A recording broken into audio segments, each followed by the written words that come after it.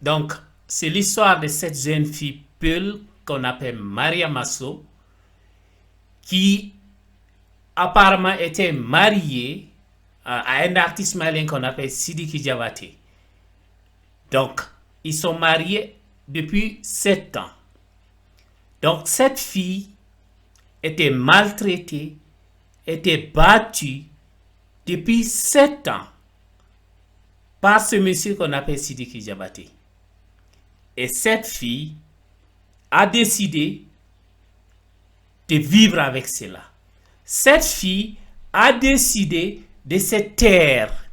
Cette fille a décidé d'ignorer tout ce qu'elle subissait avec ces criminels de Sidiki Diabaté. Elle n'a pas osé dénoncer, elle n'a pas osé au moins divorcer. Si elle ne peut pas porter une plainte, au moins qu'elle divorce. Donc, elle a continué à vivre avec ces monstres. Parce que ce Sidiki Diabaté, ce n'est pas un humain. Elle a été maltraitée, elle a continué à vivre avec ces monstres. Donc, les photos en question datent d'une année. Ce Sidiki Diabaté ne l'a pas frappé hier. Les photos datent d'une année. Et cette fille guinéenne, elle a décidé de garder cela. C'est seulement quand c'est sorti qu'elle se dit, ok, maintenant je vais porter plainte. Pourquoi attendre maintenant?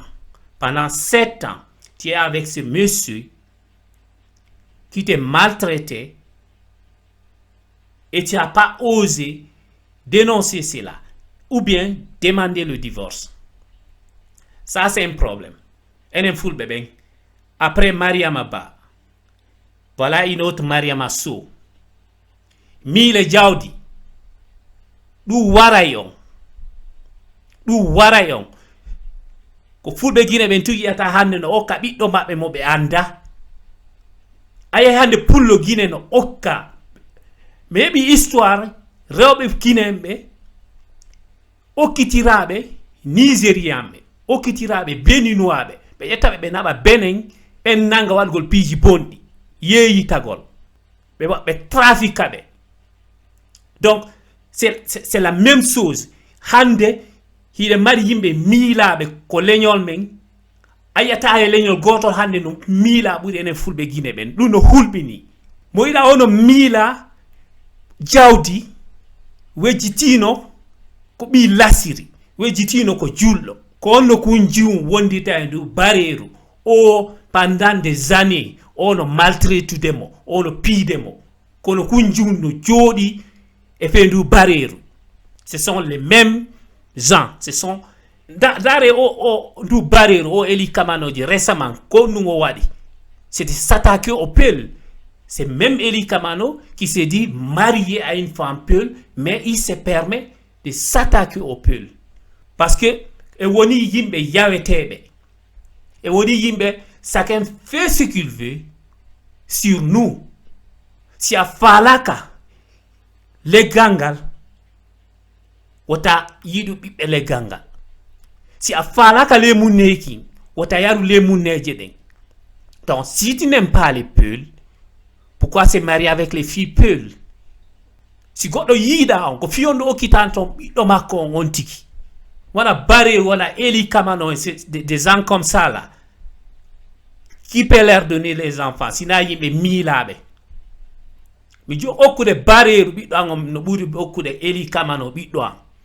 Mi okude barreru no buri okude biddo am be kon hande de mari yimbe milabe, des gens qui veulent que de l'argent, des gens qui ont perdu leur dignité au Pepinima. Ça fait plus d'1 an. Awiali on sedu ayahali portu da plainte contre Mako. A décidé wondugale e du barreru o Sidiki Diabatejo joni bay photoji madin ko barmi mako yalti anna l'enfant yi, c'est maintenant que tu veux porter plainte. C'est trop tard. darima ndara ndu bareru sina ade milado kombo jokata sifabe. Ça fait même pas un an il est yetu de filles au Mariama Badjo et Youssouf Poujo. Voilà un autre problème, voilà un autre cas. Il est jogi yim rewbe milabe hibe woni pre yeyi tagol fi jawdi mawbe mabbe no woni pre okkutirgobe mo be anda koko giti mi yiri giti annen ko mi andi ayay Guinéen no okkitira fulbe fuuta no okkindira jiwbe mabbe e bareji. Ça se passe pas c'est le pire au Sénégal. Eux ils se respectent be teddini hore mabbe ko ne fulbe fuuta be tu wata sifadi piji ci goddo yidama ta yidumo mo anyima anyumo awala tumbe nanga nous sommes la famille par exemple ça woli ko Guinée par exemple on te dit oh non la Guinée est une famille. On a une famille, on a une famille. Oyen ci yimbe milabe kona wondita goddo plus de 7 ans ono sonjuma no pide ma yemma e nyalorma et c'est maintenant que tu nous fais savoir que Sidiki Diabaté est un homme violent. Pendant 7 ans tu étais avec ce monsieur qui te maltraitait. C'est maintenant que tu nous fais savoir que ce monsieur est violent. Seulement quand les photos sont sorties. Pourquoi t'as pas divorcé avec ce monsieur? Subhanallah.